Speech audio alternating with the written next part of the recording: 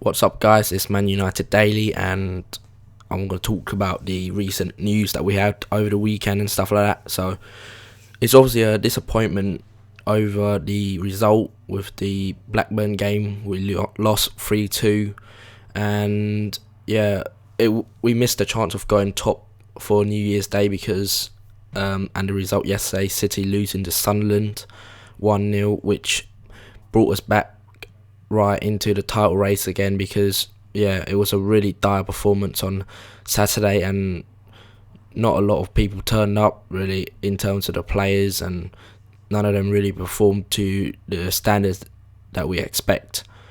So the blame and the pointing goes to David De Gea again, because on the third goal he came out for the corner but was beaten in the air because Grant Hanley headed the ball, and then because in the collision he ended up on the floor and left an empty net for Grant Hanley to follow up and scored with 7 minutes to go. And I've seen it a couple of times, and yes, you could always, with any mistake from a keeper, you could say, oh, they could have done a bit better and stuff like that. But yeah, it was quite a difficult challenge, and obviously you expect him to make a better attempt or maybe get a little touch on it to take it away from Grant Hanley head for the second time. But yeah, he didn't do that, and I can understand the criticism that he's getting at the moment, but some of the stuff, especially what I read from the Daily Mail, was a bit harsh in my opinion, calling him joke of the season, flop buy of the season, and beanpole, hopeless. And I think that is really quite harsh, because it's funny how when we were playing teams like Stoke, and he had a brilliant game that day, saving us multiple times, and even at Liverpool playing at Anfield away in terms of a really harsh and vocal crowd, and he dealt himself very well that match again, saved us a couple of times, especially from the shots from, I think, Dirk Kuyt and Jordan Henderson. Yeah, saved us again that day. And it's funny to me how quickly those memories of a good match come crashing down when he has a one bad moment in a game that he did fairly alright in most of the rest of the match.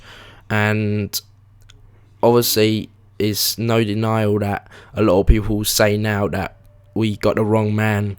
20-year-old, what did you expect from him? Had no experience, only 2 years worth in La Liga, and yeah, and they would have brought someone like Rene Adler from Leverkusen, who's I think is a United fan and has a bit more experience, but has never proven himself to be a really, really top class keeper. But yeah, a lot of people would have chosen for a more experienced man. I, from the beginning, backed De Gea to be the replacement for Edwin van der Sar, because I have watched La Liga. I like the league, followed it numerous seasons now, and yeah, watched De Gea a few times over the last 2 seasons, and his form had been outstanding for Atletico, saving him multiple matches. And one of the game I remember watching was against Valencia, and if you have good memory, then you know that we had a Carling Cup match that day as well, but Sir Alex Ferguson decided to go and scout him instead of sitting at the dugout. I think it was against Southend that we were playing. Oh, actually it was Scunthorpe that we were playing, and he decided to scout De Gea. So the club has been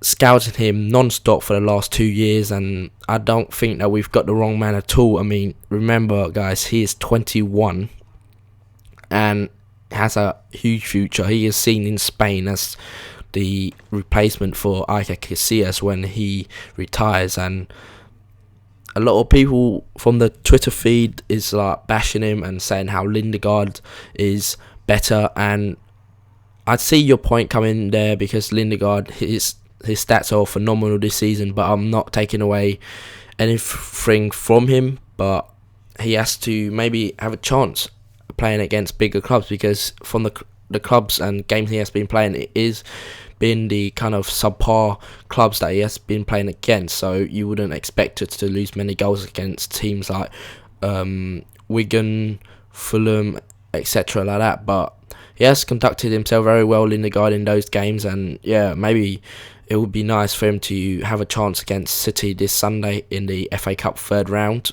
but I'm not sure if he is gonna have that chance or not, and there's only one man who decides that, and it's Sir Alex. And De Gea, he's gonna play on Wednesday against Newcastle away. Sir Alex already confirmed that on Friday press conference, so expect De Gea to start again on Wednesday. And this period of time is quite good for players who perhaps made a mistake or had a bad game, because within a few days you can have another chance to redeem yourself, and we'll see how he'll bounce back from this, and hopefully he'll bounce back in the right way.